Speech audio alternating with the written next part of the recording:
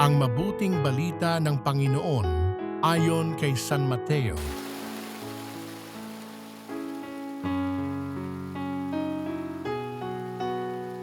Madilim-dilim pa ng araw ng linggo, naparoon na si Maria Magdalena sa libingan.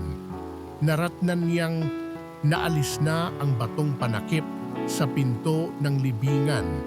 Dahil dito, patakbo siyang pumunta kay Simon Pedro at sa alagad na mahal ni Jesus at sinabi sa kanila, "Kinuha sa libingan ng Panginoon at hindi namin alam kung saan dinala."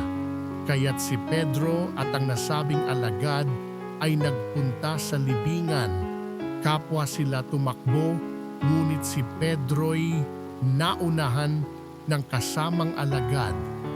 Yumuko ito at sumilip sa loob.